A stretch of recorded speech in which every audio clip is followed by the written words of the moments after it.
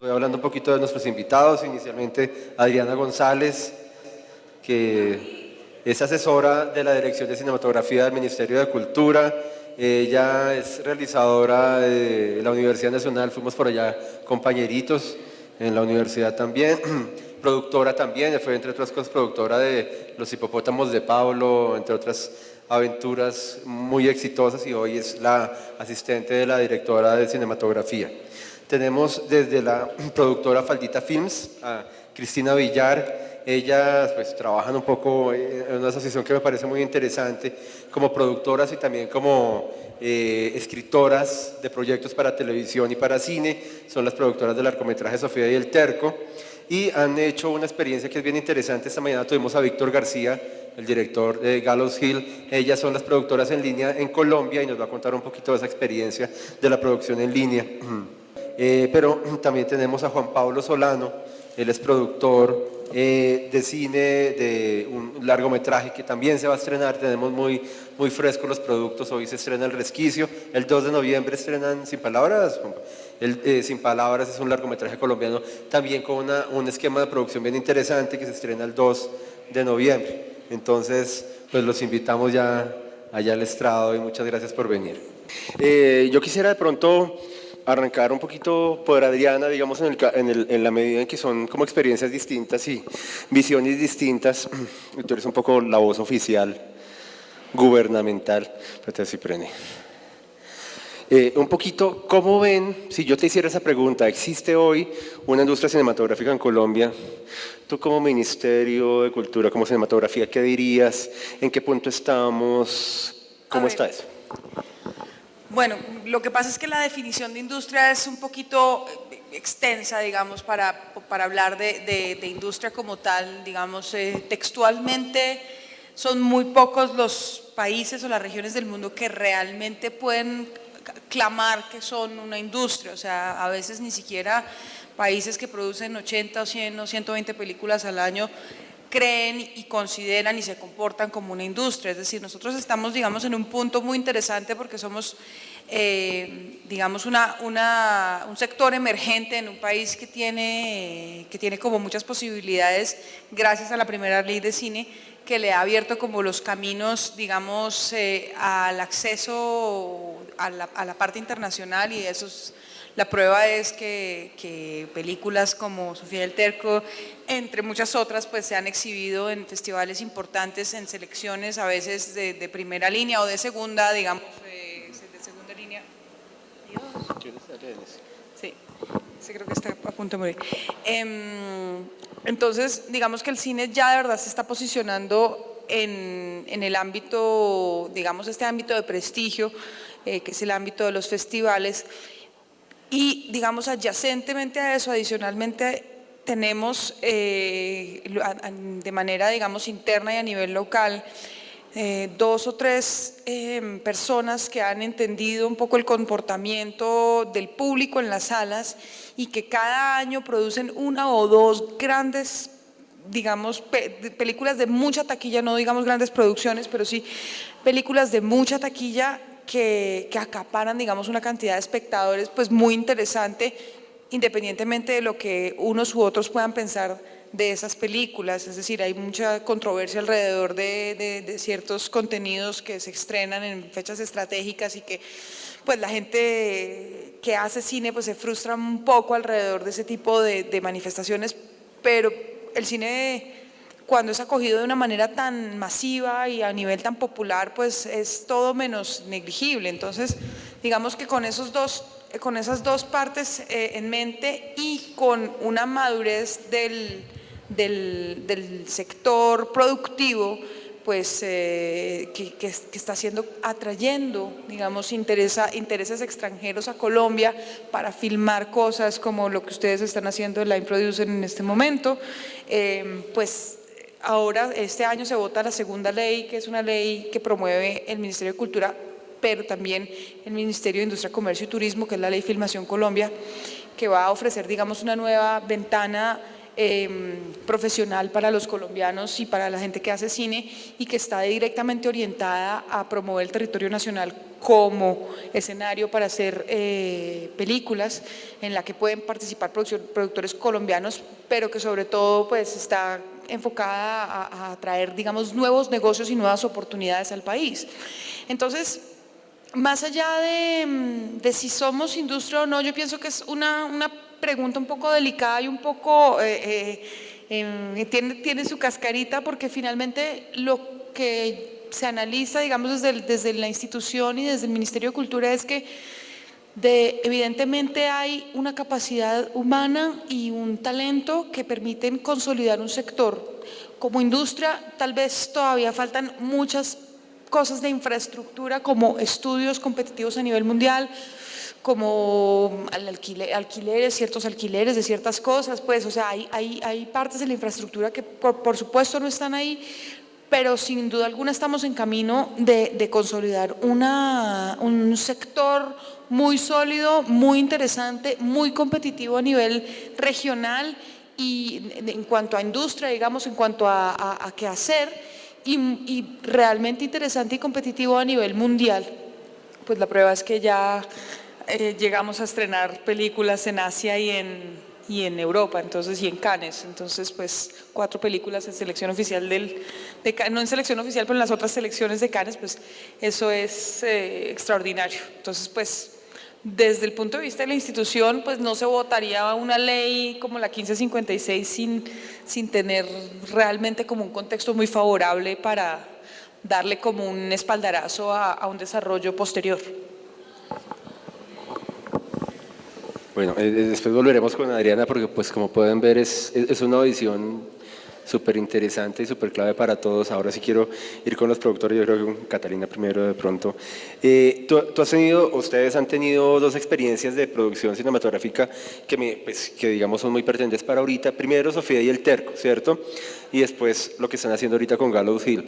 Cuéntanos, pues ahí como una pregunta con las 2 cabezas, inicialmente cómo fue el proceso de Sofía del Terco, que es muy interesante porque es una película, esta mañana, qué pena hacer el paréntesis, pero siempre se critica que el cine colombiano siempre cae en las mismas temáticas, en las mismas estructuras narrativas, etcétera, que no es cierto, pero digamos, en el espectador sigue estando esa idea. Sofía del Terco es una película que se escapa completamente de ese esquema. ¿Cómo fue esa experiencia?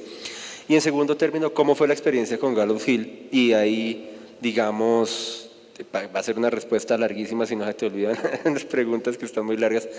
¿Cómo fue trabajar con extranjeros? ¿Qué imagen crees que se llevaron ya desde el punto de vista puramente de trabajo?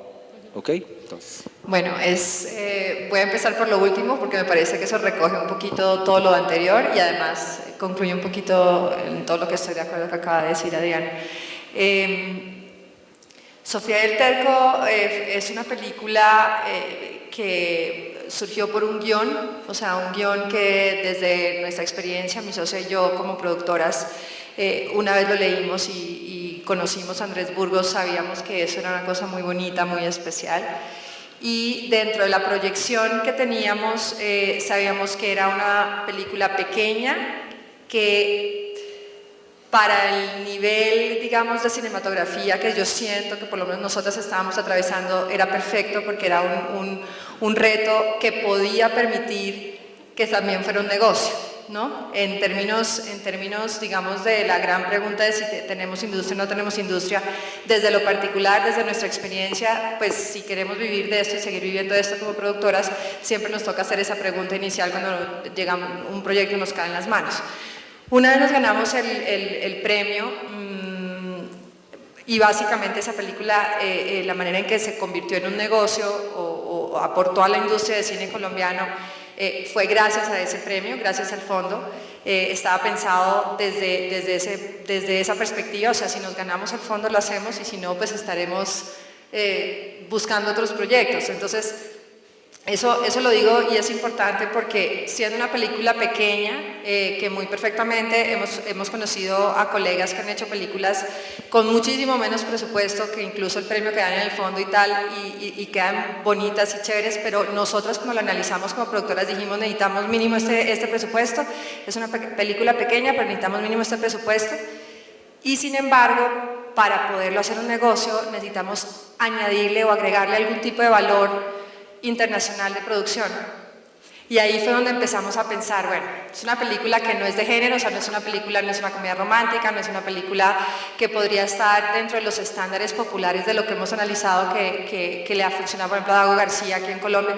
Entonces, ¿qué podríamos meterle a esta película para que termine siendo un buen negocio? Un negocio en donde no terminemos Carolina y yo endeudadas para siempre, o bueno, historias parecidas que conocemos de colegas que han estado involucrados en la industria o intentando estar en la industria cinematográfica colombiana. Entonces pensamos en el elenco, ¿no? Que es como un poquito el Star System de Hollywood, funciona así, o sea, los productores ejecutivos lo primero que piensan siempre es cuáles son las estrellas que van a vincular al proyecto, por más pequeño, independiente o gigantesco de 20 billones de petrodólares que cueste.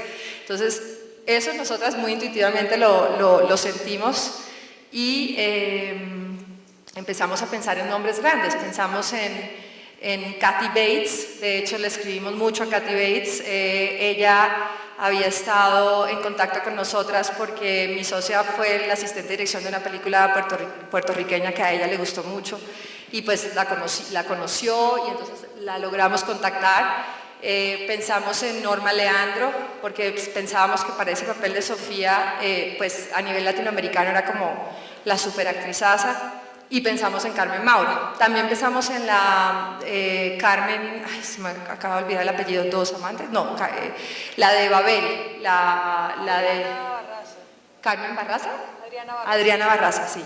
También pensamos en ella. A todas las contactamos, o sea que eso también fue y se lo decimos a todo el mundo que nos pregunta, no es imposible, o sea, no es una cosa tan difícil, o sea, ya Colombia estaba situada a nivel mundial como un lugar interesante para hacer películas y eso lo sentimos, puede que no sea generalizado, pero particularmente lo sentimos porque no tuvimos grandes desafíos realmente en contactar a las agencias de representación de estas actrices y en tratar de ubicarlas y de hacerles la propuesta.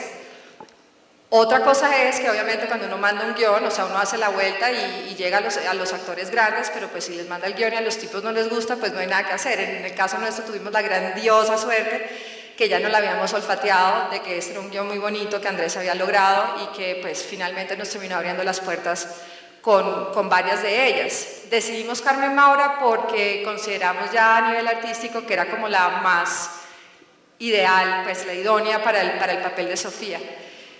Bueno, hago toda esta vuelta y toda esta divagación para decirles que creemos que Sofía y el Terco se convirtió entonces en un pedacito de la industria de cine colombiano gracias a esta decisión de vincular al proyecto, así fuera cine independiente y pequeño, a una estrella de renombre internacional. En cuanto a Gallows Hill, la experiencia ha sido totalmente diferente. O sea, nosotras fuimos contactadas exclusivamente para producir un proyecto que no está pensado para proyectarse únicamente en Colombia, sino inicialmente en Estados Unidos, de un escritor norteamericano, de un director español, de unos coproductores que venían también de Estados Unidos y que están acostumbrados a hacer películas de género, que están totalmente pensadas desde el principio, desde el momento en el que están escribiendo la primera línea en el guión, de acuerdo al número de espectadores que van a querer tener en las salas. O sea, esto es todo una maquinaria, sistema, método, formato que mi socia y a mí nos fascinó, pues porque pues, obviamente aprendimos muchísimo y nos dimos cuenta de muchas la técnica no es únicamente en términos artísticos, cinematográficos, sino también de toda la parte del negocio, de toda la parte de producción, de cómo proyectas tú desde el primer día, estás pensando en exactamente cuáles son las piezas con las que vas a promocionar, mercadear, está todo absolutamente pensado para eso, para poderle llegar a una mayor cantidad a la mayor cantidad de espectadores posibles para ese tipo de producto. Entonces eso fue muy interesante desde la perspectiva de industria. Y nosotros pudimos detectar que como colombianos tenemos obviamente un montón de cosas que aprender, pero un montón de cosas que a ellos, por lo menos a los norteamericanos y a Víctor el español, pues dejaron bastante boquiabiertos. Nosotros consideramos que todo lo que tiene que ver con, por ejemplo, el arte, el diseño de producción, todo lo que tiene que ver con escenografía, con vestuario, somos muy recursivos, somos muy talentosos, yo creo, y eso es, y a precios muy competitivos para lo que ellos están acostumbrados. Digamos que la locación que nosotros conseguimos para la película esta de terror requería una intervención La Macha, y muy seguramente si eso se logra en Estados Unidos o en España o en Francia o qué sé yo, cuesta 60 veces más de lo que nos costó a nosotros. Entonces digamos que eso desde la perspectiva de la nueva ley y de que vengan productores de todas partes del mundo o escritores o actores o lo que sea a invertir en Colombia y hacer películas acá, creo que tenemos esa ventaja diferencial. En cuanto a lo técnico, cinematográfico, creo que sí nos falta mucha especialidad. También en todo el tema contractual somos un poco folclóricos en cuanto a eso. O sea, el coproductor gringo con el que yo hablaba, que se llama David Higgins, que es un duro que ha hecho unas películas que han sido blockbusters, realmente blockbusters en Estados Unidos, él me decía, allá tienen crews. Nosotros tuvimos unos problemas bastante delicados con los horarios de nuestro equipo técnico. Entonces acá nos ponían problema porque fueran más de 12 horas o más de 14 horas y nos tocaba como reaccionar frente a los días de trabajo, cómo íbamos a hacer para hacer las horas de enganche, que es el día siguiente, a qué horas van a llegar y cuántas horas de descanso tienen. Y todo esto lo fuimos aprendiendo en la marcha versus un sistema que tienen ellos, obviamente, que es completamente, está definido desde los contratos, ¿no? Tú vas a entrar a ser mi luminotécnico y si nos vamos a 18 horas, pues nos fuimos a 18 horas, vas a tener esta remuneración por encima de lo que teníamos planeado por esas horas adicionales o lo que sea, pero no hay esta improvisación un poco frente a esta... Y bueno, eso es ahí para resumir un poquito. Les di solamente 2 ejemplos, obviamente que la experiencia pues es muy reciente. Otra cosa que me pareció que es muy chévere, y ustedes que están en un espacio como académico, me parecería, yo les aconsejaría que empezaran a pensar de esa forma, es que en la medida en que nos especialicemos, o sea, cada uno de nosotros cojamos un camino específico por el cual, o sea, el cine y bueno, la producción audiovisual en general requiere de 60 o 30 o 150 posiciones.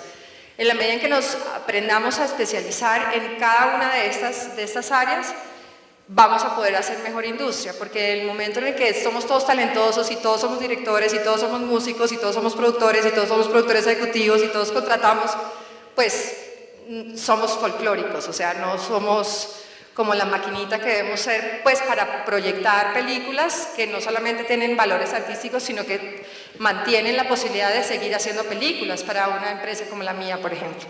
Entonces eso es como... Yo quería acotar una cosa, es súper importante lo que tú dices. Hay una gran verdad en este momento en el mercado laboral, y es que los que más trabajan son los sonidistas, porque hay suficientes.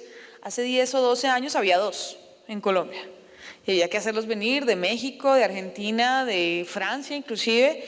En este momento hay como 6 o 7 súper bien rankeados que tienen sus propios equipos, etcétera, etcétera. No paran de trabajar, hay que llamarlos 6 o 7 meses antes para ponerles la reserva para los proyectos. Y hay, en eso que tú dices de la organización, digamos, laboral, ahí hay unos esfuerzos muy grandes que se tienen que hacer, y las personas, digamos, los jóvenes profesionales y los futuros profesionales tienen que pensar muy bien que realmente tener un trabajo formal con unas tarifas formales, digamos, agremiados, que no es lo mismo que sindicalizados, sino organizados por gremios y por sectores y por especialidades, permite mucha transparencia a la hora de contratar, un mercado laboral súper sano y donde hay un mínimo de contrato, porque Si tú eres una persona que ha hecho 2 o 3 películas, tienes un salario mínimo garantizado. Si eres una superestrella de tu oficio, pues seguramente te darán mucho más que eso, pero por lo menos te garantiza como un piso sólido en el cual pararte y sobre el que negociar con la gente. Que eso supongo que a los norteamericanos los debe haber sorprendido mucho, porque ¿cuánto cobra un director de fotografía? Este cobra esto, este cobra este, y cada tarifa es como muy opaca. Entonces, en este momento en la Dirección de Cinematografía estamos haciendo como un esfuerzo con la mesa de gremios para organizar un estatus laboral que sea transparente precisamente para los productores en Colombia y para los Y competitivo. Y Dices, competitivo. Porque a nosotros nos pasó mucho que nos decían, eso cuesta el behind the scenes, por ejemplo, ¿cómo va a ser? Si eso nos cuesta, o sea, había unos valores que para ellos eran votados, o sea, regalados. Por ejemplo, todo esto que tiene que ver con hacer cosas, o sea, todo lo que nosotros hacemos artesanal, o sea, toda la manufactura para ellos es carísima y nosotros acá la hacemos baratísima. Pero había otras cosas que los tipos decían, pero ustedes se enloquecieron, ¿cómo van a cobrar eso por esto si en Los Ángeles el mejor de los mejores de los fotofijas me cobra tanto? Y además, por ejemplo, eso me dejó a mí súper, no sé, yo decía, no lo puedo creer, ellos tienen un sistema que es que la fotofija se va subiendo todos los días. Y todos los representantes de los actores y todos los representantes de los productores van escogiendo y hacen consenso entre ellos, y tú tienes que subir del set 100 fotos diarias de fotofija. O sea, y a un precio 1/3 de lo que nosotros estábamos proponiendo por hacer la típica foto fija que hacemos aquí, o por lo menos nosotros como Faldita hemos hecho, que es un fotógrafo artista que va y toma fotos de lo que quiere y al final a los 3 meses le entrega a uno un portafolio que uno mira con melancolía. No. Esto es, o sea, esto es una cosa en vivo, en directo y pensando lo que les digo, en cuál va a ser la meta de espectadores que vamos a llevar a las salas, y esto es un material que nos ayuda y por eso le metemos la ficha desde ahora y no nos lo tomamos tan ligero. Pero entonces los precios sí sería buenísimo eso, estandarizar. Mi asistente de dirección, por ejemplo, me decía que a él se le ocurría hacer una especie de competencia de técnicos también. O sea, ponerle las mismas situaciones como una escena y hacerles una prueba y una especie de prueba contra los mexicanos, que son con quienes estamos compitiendo, o los argentinos y los gringos, y ver, o sea, porque hay ciertas cosas que es que bueno, tú terminas contratando un gaffer que además es director de fotografía, que además es luminotécnico, que además puede ser asistente y que de repente fue asistente de dirección.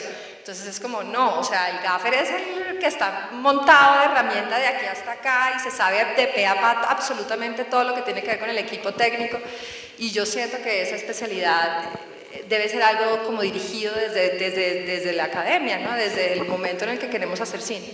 Sí, pues súper interesante, nos han dejado hablar. Y ahorita que la experiencia de él también es muy interesante. A mí me gustaría terciar ahí, sobre todo siendo academia, digamos, y es que formar en oficio específico es muy caro, es muy difícil, y además, ¿quién forma? Nosotros, por ejemplo, yo creo mucho como industria en la animación. ¿Quién me enseña animación en Colombia si no hay animadores? Es un lío tenaz. Sonido, aquí hemos tenido, nuestros profesores de sonido no están aquí, hemos tenido a Isabel Torres, o sea, lo mejor, pero retener a un personaje es muy difícil simplemente por el volumen de trabajo que tiene. Ahí, y mira que yo teniendo aquí al ministerio, a mí se me ocurre que es proponer que desde el pregrado, que no sea el nivel del diplomado, sino que desde el pregrado podamos hacer pregrados especializados, o por lo menos con una formación siempre se piensa en una profundización que sea especializada, ¿no? Pero bueno, ahora sí, la experiencia de Sin Palabras es una experiencia bien interesante porque creo que fueron uno de los primeros que ganaron una categoría que creó el fondo el año pasado, según creo, sí, hace 2 años, que es desarrollo para el largometraje digital. Es decir, que yo creo que pone producción para el largometraje digital, porque ustedes saben que siempre es producción de largometraje el premio grandotote, que aquí muchos profesores nuestros lo han ganado y que hay que terminar en 35, etcétera.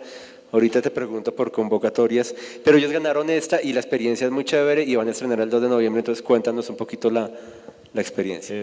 Bueno, Sin Palabras, en principio no iba a tener un premio. En principio la película sí iba a ser sin premio. y era otra película, por supuesto. Uno tiene una película que va a ser con determinada cantidad de plata y después uno tiene otra película que la haces con la plata que ya ganaste del fondo. Entonces, obviamente, en el momento en el que ganamos el premio del fondo, la película cambió y se transformó a lo que de verdad quisimos hacer desde un comienzo. Creció la película en muchos aspectos. Creció en días de rodaje, lo que tampoco mucho porque igual la grabamos en 18 días, lo cual fue muy apretado. Pero nosotros sí, por ejemplo, teníamos muy claro el tema de que la gente si va a trabajar tantas horas, tiene que descansar tantas horas para empezar el día. Eso hay que tenerlo claro, creo yo, no porque se haga en Estados Unidos o no porque se haga en otra parte, sino porque son reglas de trabajo y hay que tener en cuenta que esto es un trabajo como cualquier otro.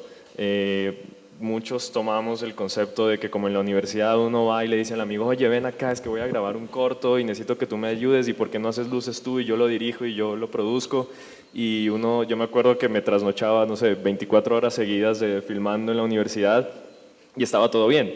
Pero así no son las cosas, hay que tener en cuenta que cuando uno va a producir una película es como un trabajo como cualquier otro y la gente tiene que tener respeto por los horarios, tienes que tener respeto por las comidas de las personas, si es que van a trabajar horas extras son horas extras que tienes que pagarles.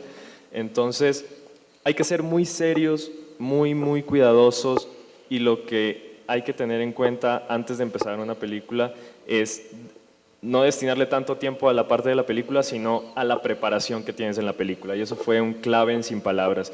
Sin Palabras tuvimos varios meses de preproducción que permitieron llegar a hacer la película en 18 días.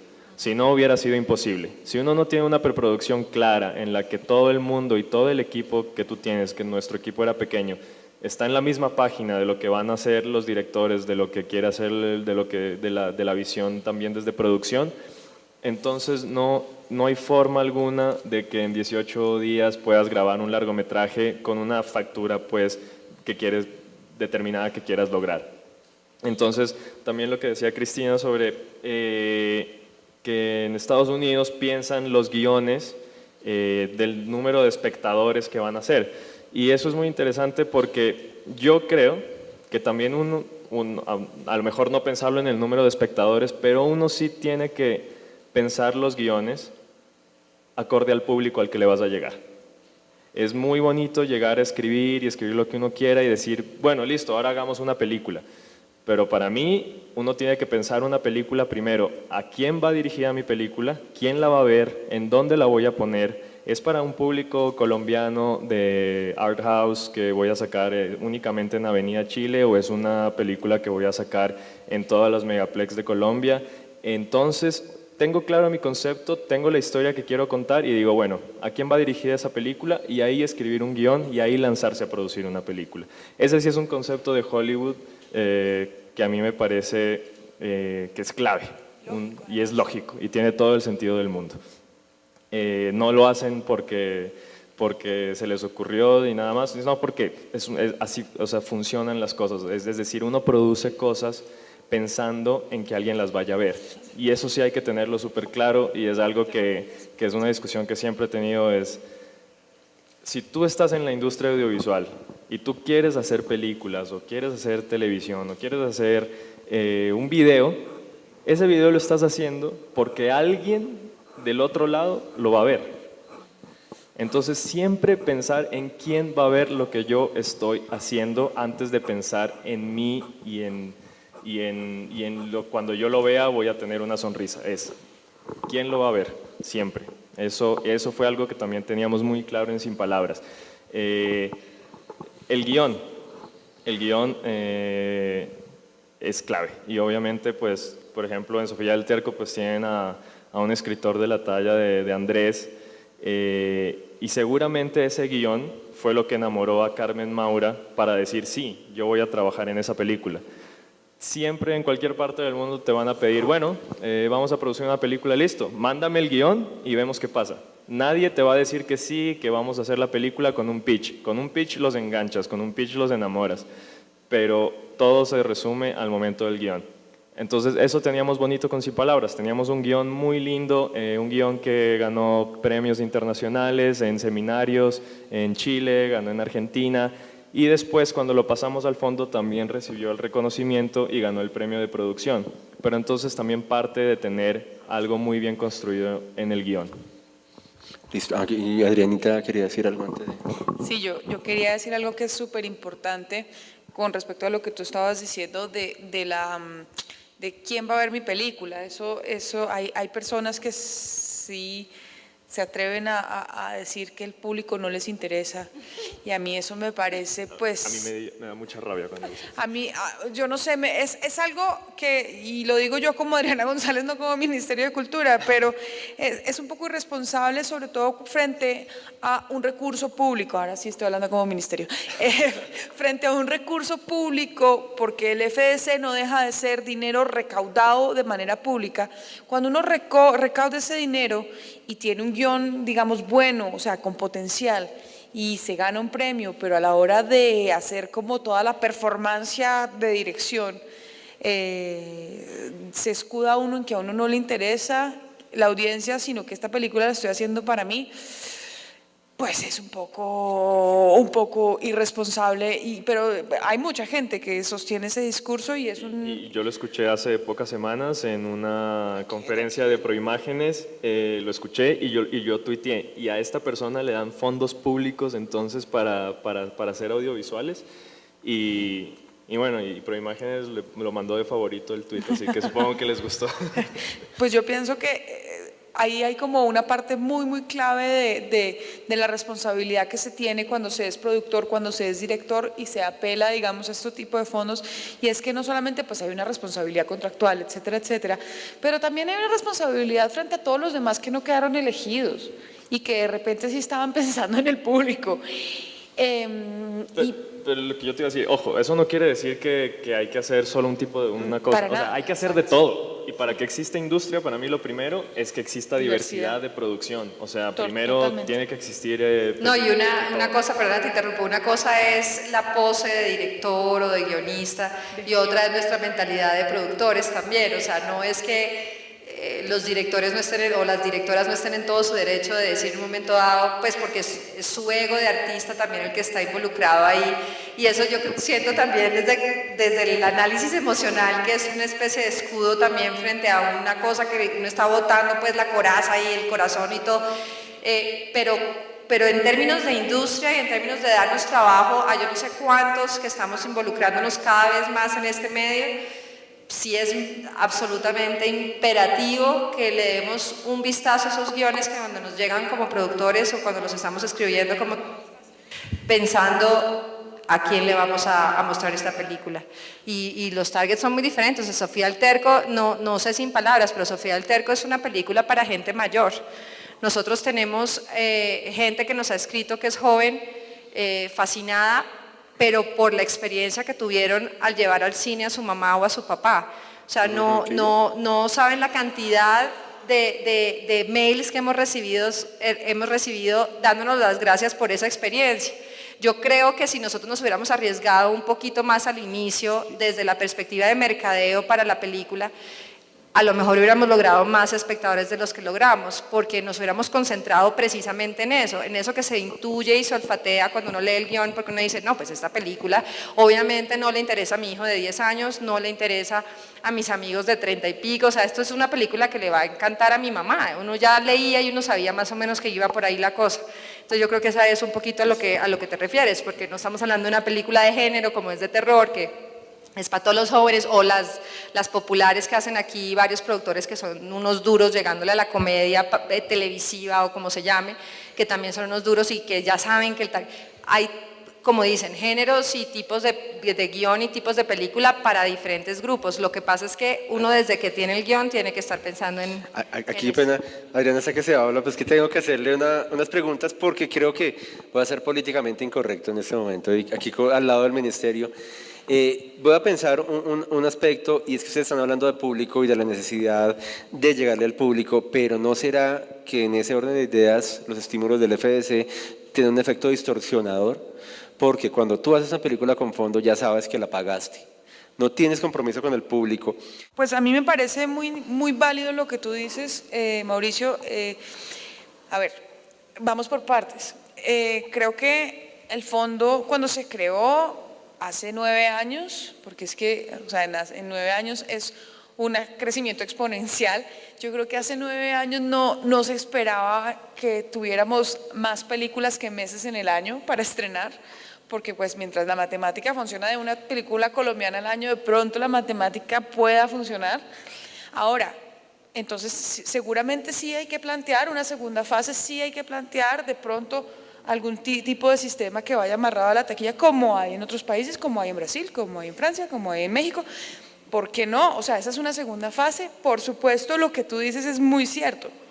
Tú empleaste las palabras, ¿por qué los productores no nos peleamos una cuota de pantalla? Yo pienso que ahí radica una parte clave y fundamental del crecimiento de una de verdad industria, y es cómo los productores, cómo cada uno de los sectores, cada uno de los gremios se organiza, se concerta, propone cosas organizadamente, certeramente y lógicamente, para que el SENAC, que ya se los explicó Santiago, pueda oír ese tipo de propuestas y con toda seguridad las pueda acoger. De pronto no al 100%, de pronto hay una mediación ahí, pero por supuesto, o sea, yo pienso que sí, es el momento de ver qué otro tipo de cosas se pueden hacer, pero sobre todo es el momento de ver desde dónde parten las propuestas, cómo están organizados todos los productores. Si hay 40 películas que se produjeron según Gabriel González, no lo sé, pero si son 40, pues hay que revisar esos números, hay que revisar qué viabilidad tiene una cuota de pantalla. O sea, ya nos acercamos a 52 semanas al año, pero pues eso es también pensar en educar público, pensar en formar público a la producción nacional, que sea sensible a la producción nacional, que asista a la producción nacional. Eso es totalmente posible. En América Latina no hay como, digamos, resultados tan contundentes al respecto. En Argentina es un poco dramática la situación, en México no tanto, pero igual. Pero hay otros países que sí van a ver sus pelis. ¿Y por qué no? En República Dominicana se van a ver sus películas, ¿sí?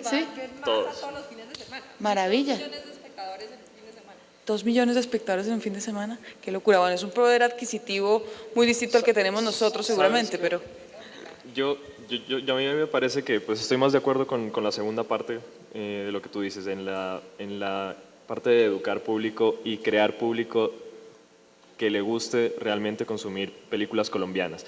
Y yo creo que el grave error es meter todo dentro del concepto de películas colombianas. Eso es un error, porque las películas colombianas son distintas todas. No hay una cosa que se llame cine colombiano y películas colombianas. Esta mañana estuvo aquí Carlos Moreno, decía el cine colombiano no es un género, obviamente. No, sí. eso es lo primero que yo... No, y cuando tú dijiste al comienzo, no, que siempre se hace lo mismo en Colombia, mentira. Este año se estrenaron películas completamente distintas una de otra. Y la gente dice que se estrenó lo mismo porque estrenaron El Cartel de los Sapos, que está basado en una serie de televisión que ya tiene trayectoria, pero las películas son muy distintas. El problema, y lo que yo creo, a mí no me parece que debería existir una cuota de pantalla, y en defensa, por ejemplo, de Proimágenes, este año nosotros ganamos también premio del FDC, postproducción, y ganamos premio de postproducción porque el jurado dijo, nosotros vemos que su película tiene potencial de taquilla, y por eso ganamos esta vez premio del FDC, y también ganamos documental, producción de documental, porque ahí se tenía otro concepto. Nos pareció que el documental de ustedes expone una realidad del país muy interesante y que es necesaria contar. Pero ahí te interrumpo con una cosita chiquita, porque esa percepción que tiene el público, no es que yo la tenga de que siempre se hace lo mismo, pero es que hay como un círculo vicioso. Las películas no duran nada en el cine, entonces la gente no las ve, entonces es un círculo vicioso. Y mira, es que, o sea, es chévere decir, no, la cuota de pantalla es mala porque obligamos, pero mira, la única cinematografía casi que en el mundo, excepto la de India, Nigeria, China, es Francia. Y Francia Corea. tiene la cuota de pantalla más fuerte de Europa, y que en todos Corea del lados... Sur. Entonces, no, y la cuota de pantalla, lo que pasa es que aquí... hay un esquema de negocio que hace que a los exhibidores no les interese, así la gente quiera verla. Es que yo a veces quiero ver una película colombiana y la ponen en la porra y dura una semana, porque a ellos no les interesa. Es que, ¿sí me entiendes? Es una discusión interesante. No, y yo, por supuesto que no. Yo ahorita les contaba, porque antes de ustedes llegar, que he ganado fondo y he perdido fondo muchas veces también. Es decir, eso no lo veo y nuestros profesores han ganado, tengo como 10 profesores que han ganado fondo. Pero sí, el esquema podría cambiar. Y lo bueno es que el fondo sigue buscando como el santo grial, como que esta película sí va a ser la que no sé qué. Lo más triste es la película más, creo que las dos más taquilleras en los últimos 10 años no ganaron fondo. Entonces, preocupémonos por eso. Pero yo quería, perdóname, te interrumpo, escúchame. Yo, con lo que tú dices del BAM, pues yo pienso que yo no creo que una sugerencia a los organizadores del BAM caiga en oídos sordos. Al contrario, yo pienso que ellos están ahí para entregar su trabajo al servicio del cine. Y yo pienso que si se llega a donde los organizadores del BAM y se les explica y se les argumenta, yo pienso que ahí pueden introducirse modificaciones. Lo que veo, o sea, lo que sí es un gran esfuerzo para el BAM es pues todo este acopio de invitados especiales que son muy importantes y que vienen realmente con intenciones de negocios, y como el nivel es tan desigual. Sí, y hay gente como ya tan avanzada en sus capacidad de negociación y otra que está empezando apenas, pues es difícil también como mantener como un nivel que permita que los que sí de verdad tienen potencial para negociar con estos internacionales, pues se mantengan ahí en la atención de los internacionales. Te lo digo además porque es que el mundo de los mercados de cine es un mundo cruel. Yo he estado 9 veces en el Festival de Cannes. Yo empecé a ser relevante en los festivales cuando Antonio Saura me vio por la 5ª vez en Cannes y me dijo: ¡ay, aquí sigues, qué bueno! Lo lograste, o sea, esto sí te interesa. La gente de verdad, hay mucho turismo en los mercados de cine y hay mucho turismo en los festivales de cine. Hay mucha gente que va a los festivales de cine con un largometraje y no tiene ni idea cómo comportarse en un festival de cine porque nunca ha ido a un festival de cine y no sabe que a un festival de cine se va a trabajar y que a un mercado se va a trabajar y no a pasear. Entonces, digamos que eso... O sea, es una regla cruel de todos los mercados. La del BAM es distinta, pero no es distinta de los demás mercados de Cinemart y de Berlín y de Cannes. Entonces, y es un mercado con un nivel como serio para ser tan nuevo. Pero esa parte de las proyecciones, yo pienso que, de nuevo, una propuesta concertada y lógica caería en buenos oídos. Si quieres... Una cosa que se me ocurre ahorita diciendo, de pronto es un premio a la programación. ¿Por qué lo digo? Porque del proceso de Sofía y el Terco, digamos que la parte más bizarra y más loca y más al azar, me pareció a mí, fue el tema de la programación. La programación, digo, es estas parrillas en donde meten las películas y se decide en qué día la voy a estrenar y básicamente uno sabe que uno la estrena ese día y es lo único que sabe porque no va a saber si después de ese fin de semana se la van a mantener o no se la van a mantener, en qué salas. Y todos los días, desde el momento en el que decides esa fecha hasta que finalmente se estrena, hay todo tipo de discusiones alrededor de que hay que cambiar esa fecha, que esa fecha no funciona, número 1. Número 2, el tema del número de pantallas a las cuales puedes acceder. O sea, tú puedes, en el caso nuestro teníamos, yo estaba contando a Juan Pablo que teníamos la capacidad de tener 60 copias, 30 en 35 y 30 en digital, pero no nos las dieron, no nos dieron las salas porque no había... Esa presión yo siento que los exhibidores y los distribuidores no la tienen, no están sintiendo esa presión. Pues hay un elemento de nuevo de concertación, digamos, del sector y es, bueno, yo trabajé 10 años en Francia y por eso tengo como tan presente el caso francés siempre, pero hay 2 periódicos especializados que son Écran Total y Le Film Français que tienen en su parte, digamos, posterior, todos los estrenos, la parrilla de estrenos con meses y meses y meses hacia adelante. ¿Por qué? Porque los productores se dieron cuenta que si no tenían a mano esa información, digamos, está abierta para los distribuidores, para los exhibidores, y normalmente podría estar abierta para los productores. Creo que un productor avispado la podría tener. Lo que se dieron cuenta los productores que se dedicaron a hacer periodismo especializado como Variety, Screen Digest, etcétera, etcétera, es que se necesita la visibilidad para que los productores entiendan las estrategias de los demás. Cada semana tú vas a la 8ª página del Film Français y ves cómo cambia la parrilla de programación de las películas, y tú vas entendiendo también el comportamiento de tu mercado, y tú vas también como productor, no como director, entendiendo qué películas se programan en dónde y qué géneros querrías tú tener como productor para poder ofrecer en ese mercado, competir en ese mercado. Pero de nuevo, esta es una iniciativa que sale de los productores, porque es una herramienta de mercadeo de los productores, una herramienta de comprensión del sector, para de verdad pues posicionarse en las estrategias al mismo nivel que los distribuidores y que los exhibidores. Entonces, digamos, cuando se tiene una prensa especializada, ya nos acercamos más a una industria consolidada. Pero digamos que eso parte también de una iniciativa de los productores. De acuerdo. Y por ejemplo, eso es algo que nosotros tomamos muy en cuenta. Bueno, primero, si creen que hacer una película es difícil, no tienen ni idea lo que es distribuirla. O sea, ya eso es el triple de trabajo y es mucho más complicado. Es impresionante.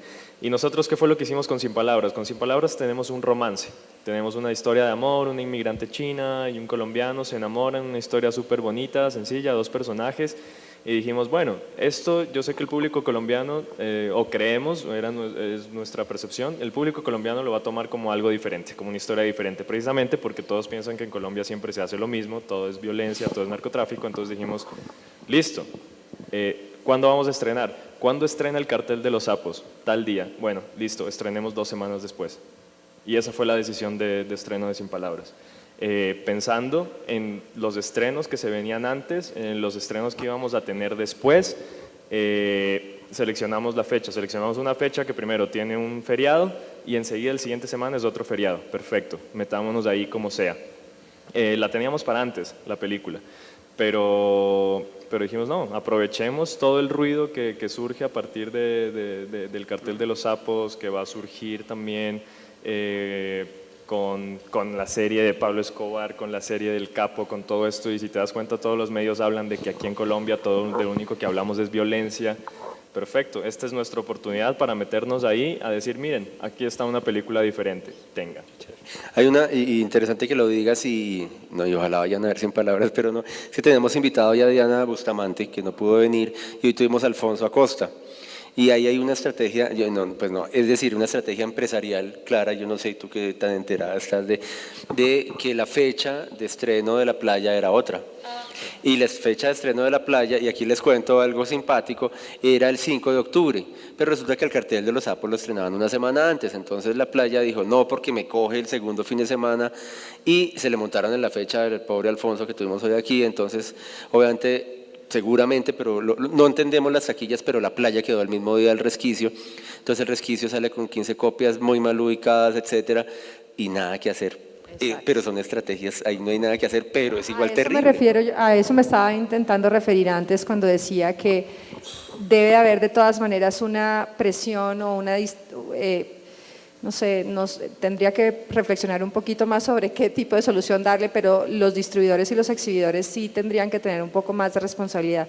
Yo lo digo porque con Sofía nos pasó, o sea, nosotros a Sofía la cambiamos de fecha 3 veces y todas las veces que la cambiábamos después de haber sido bombardeados con consejos de parte de los que supuestamente más saben, que son pues los dueños de estas empresas de distribución y los dueños de las empresas de exhibición. Entonces es como uno se deja guiar por ellos y uno puede tener algún tipo de olfato de mercadeo y especializarse y publicar y estar, pero digamos que de aquí a allá tiene que haber también un trabajo de profesionalización por parte de los distribuidores. Yo sentía mucho que disparaban al aire y decían cosas muy diferentes entre ellos. A nosotros a última hora nos metieron a Chocó Nos la sí, metieron en el mismo día, faltando una semana de estreno. Yo tenía todo, ya habíamos cambiado nuestra fecha 3 veces en esa programación, siguiendo los pasos, siguiendo los consejos, siguiendo la pericia de estas personas con las que distribuíamos y de la competencia también, amigos, colegas, todo el mundo involucrado tratando de ayudarnos, porque aquí es chistoso, o sea, uno conoce a los de un lado y a los del otro y todos son buena onda y todos quieren ayudarlo a uno.